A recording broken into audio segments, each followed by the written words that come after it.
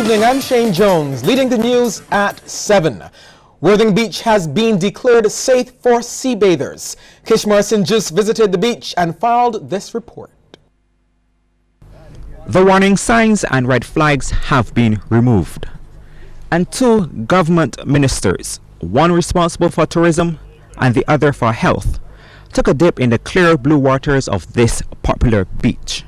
Formally been given the all clear by the authorities, the Environmental Protection Department and those at the Ministry of Health, and it is free for all to enjoy. I must say that over the weekend, coming out of the heavy rains, I did visit. I was aware of the decision to open open the track that leads to the swamp, because the sluice gate has been malfunctioning for a very long time. And I saw the water coming in, and it was storm runoff that I was seeing.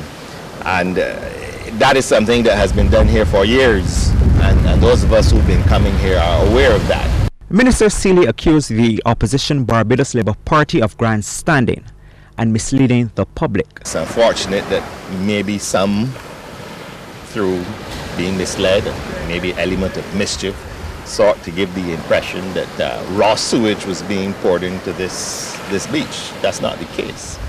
You argue that we closed it off. That was the authorities being extremely cautious.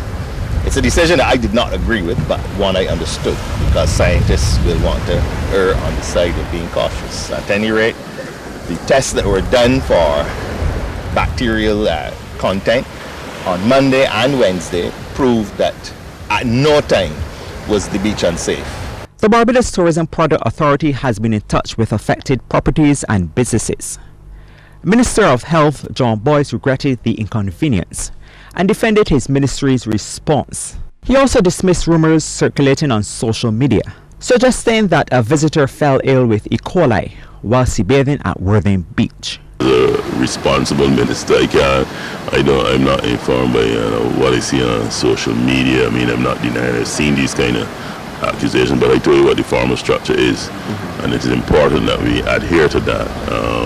Even more and more important nowadays because of the power of social media. And our task is, of course, to respond, and to respond with the facts. And certainly that is part of what we do in the Ministry of Health now too.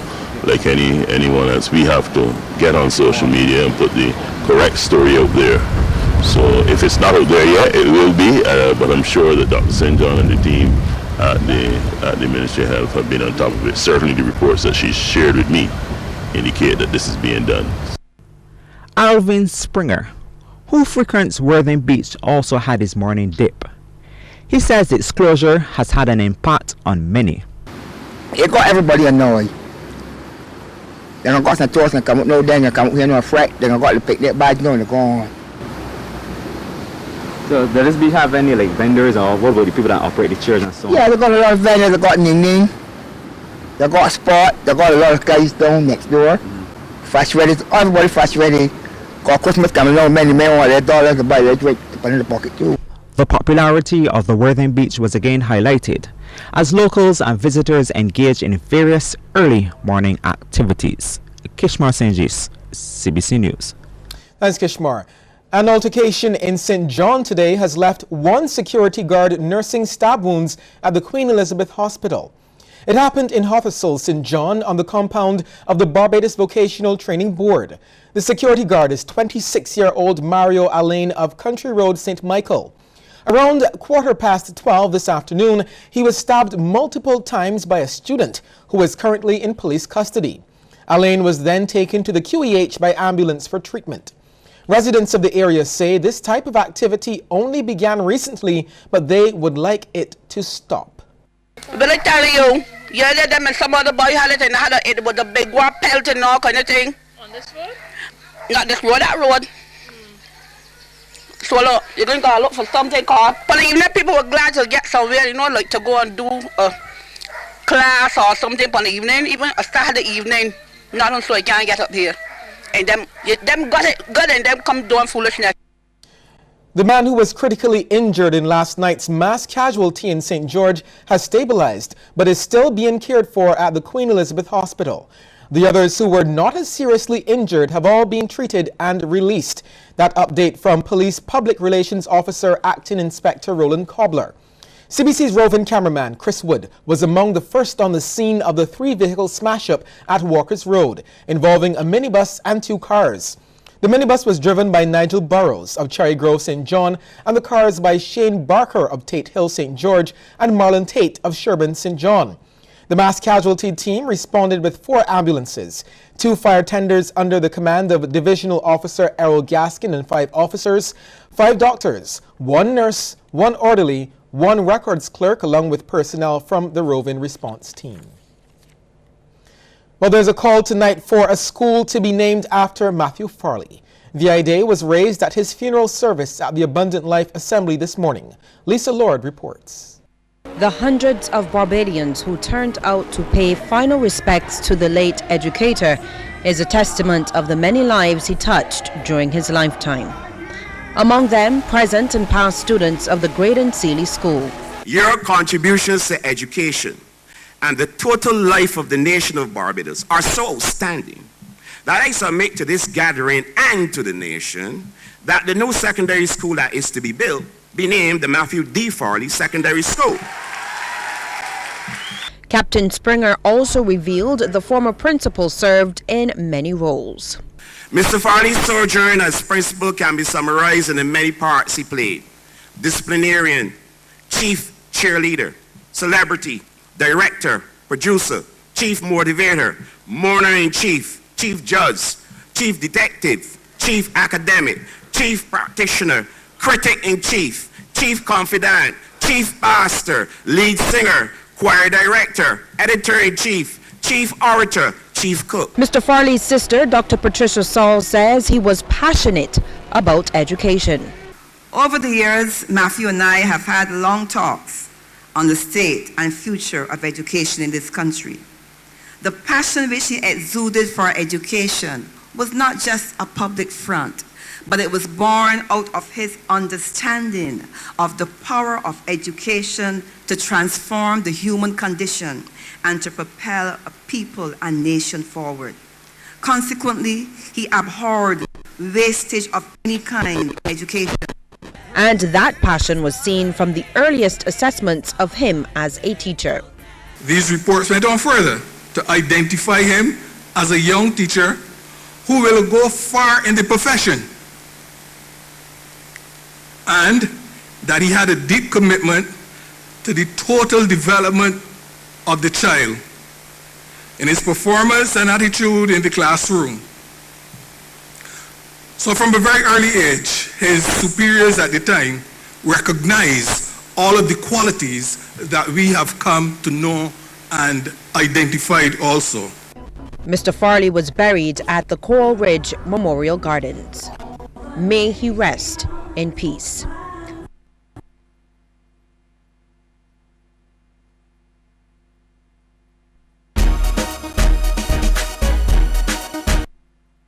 Don't let your data experience slow you down. Step up to Digicel, Barbados' fastest 4G network, more than twice as fast as the slow network. Get more with Digicel.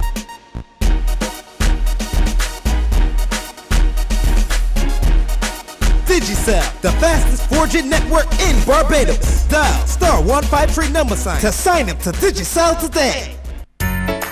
What's your idea of holiday happiness? Watching the kids open presents. Preparing for a new arrival. The look on his face. Add to your holiday happiness with a Scotia Plan loan from Scotiabank. You could win cash and more. Get your loan today at your nearest branch. Conditions apply. Siblings in Sports, a look around the globe and the island at retired, current and up-and-coming sporting siblings who've made great impacts on the world of sports. Brothers and sisters playing together. Siblings in Sports, Monday, December 12th at 9:03 p.m. on CBC TV 8.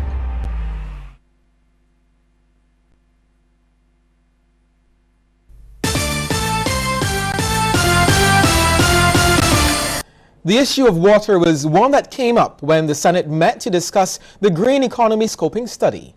The study identifies key opportunities for advancing sustainable living development in areas including agriculture, energy, tourism, and transport.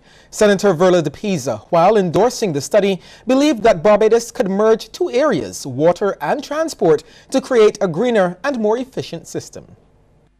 I see water taxis from Six Mines to Bridgetown, from Silver Sands to Bridgetown, and stopping at strategic points along the way. It need not be any other time but peak time.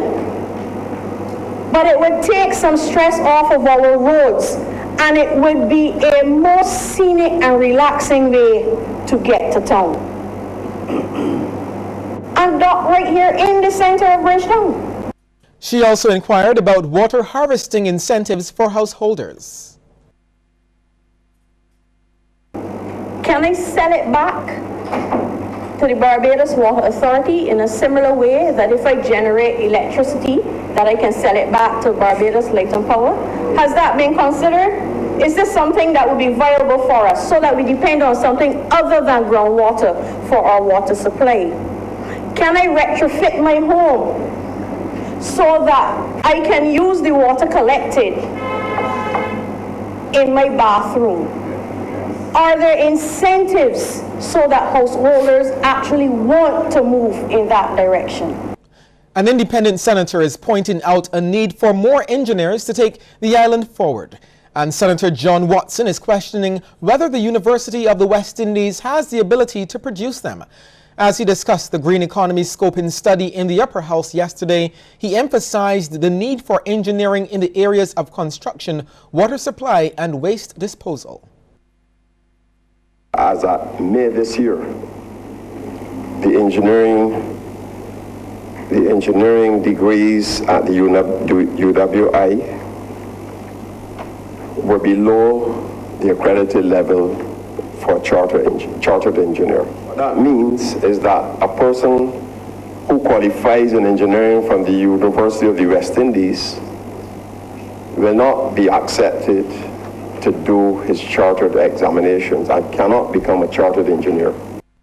Organizers of the Classical Pops Festival are promising that it will be even bigger and better this year. The festival, now in its third year, will take place on December 9th and 10th at the upgraded paddocks of the Apes Hill Club in St. James. Producer Michael Aiken says the show doubled in size last year and was expected to grow a further 30% this year.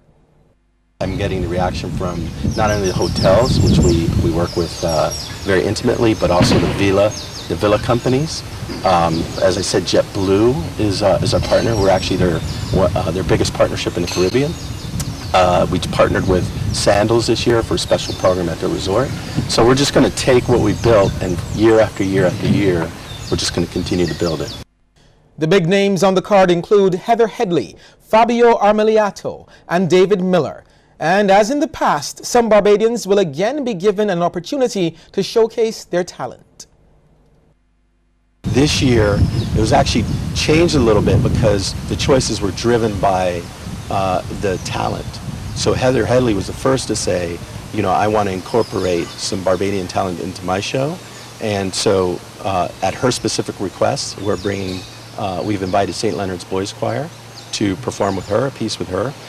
We've also identified some up-and-coming talent that we wanted to showcase. One is Chantel Martin, who's a senior at Manhattan School of Music and a budding opera star.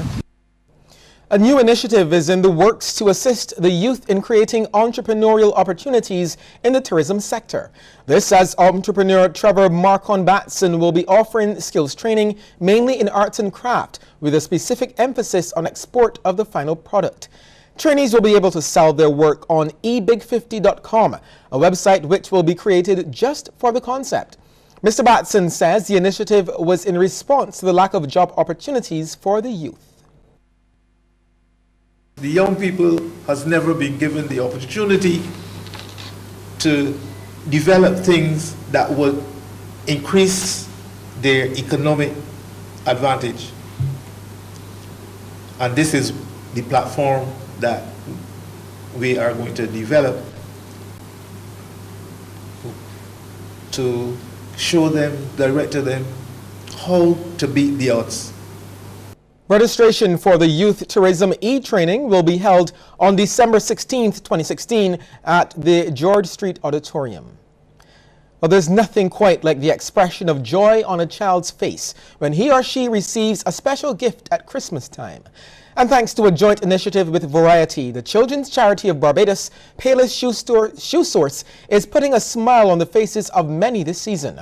More in this report. For a fifth year, Payless Shoe Source has partnered with Variety, the children's charity of Barbados, to help deserving children get new shoes. In all, 200 children will receive $50 Payless gift coupons. Executive Director of Variety, Donna Russell, says they want to make sure the Christmas season is special for all children. At Variety, we know how important this is, especially at Christmas, because we have kids at Christmas that don't get a single thing. So when they come out to get shoes like this is like a party. We have the clown here, we have Mikey here, we have a DJ here, and we give them a full Christmas experience. A sentiment echoed by Payless representative Kim Holder-Babb. Payless is really proud to always be a part of this drive, and as we promise, a happiness guarantee, and seeing happiness on the kids' faces is just awesome. 37 students from the Ellerton Primary Special Unit were first to receive their shoes. As you can see, they're all excited to be here to receive an early Christmas present. Wonderful, and we are thankful to all those charities who have more or less contributed to making this day possible for our students. Beginning Christmas a bit early in December. They gathered at the Payless Welch's store where they were entertained by a group of musicians and Wally the Balloonatic. Entertainer Mikey was also on hand to spend time with the children as they shopped. This is what Christmas is about. You could get 1,000 gifts, but seeing those smiles and such, that is priceless for you. It can't compare to that. Young Jaden Bruce achieved his goal for the morning. Getting free shoes. And schoolmate Kishan Elliott had big plans for where he is going to wear his pair. Oh, when I got parties, when I got children got parties, I go. The Variety charity will be hosting over 500 children at a number of events over the Christmas season and wants corporate Barbados to support them. Lisa Broom, CBC News. Another treasure has been added to the island's extensive list. It's Miss Lucy. And as its name implies, it's located in the northern parish of St. Lucie. The 8-foot statue is situated on the grounds of the Animal Flower Cave. It's a personification of the island's northern parish and also an independence gift to Barbados. It is a gift from St. Lucie to Barbados for its anniversary year, Jubilee year, and really it's a part of this year's parish project, which is entitled Lucy, the Beacon of the North, Igniting Our Nation. And we worked with Ms. Ward for the last 5 years or so, and this basically is a nice icing on the cake event for us here in St. Lucie. Lucy has been in the works by the team at Earth and Fire Pottery since February and is one of its ways of giving back. This year we decided to give back to Barbados by creating or designing and creating Miss Lucy, a name after St. Lucie Parish. Lucy is also a welcomed addition for the owners of the Animal Flower Cave. Very proud to have Miss Lucy at the Animal Flower Cave. Having her here means that a lot of locals and foreigners will be able to see her because this is a destination that people come to. So it'll be available for everyone to see. And it makes us very proud to have her. And it's hoped that visitors and locals alike will visit Miss Lucy. Lisa Lord, CBC News. Thanks, Lisa. Still to come, a look at stories from across our region. But before we get there, here's a tip from Coverley Medical Center.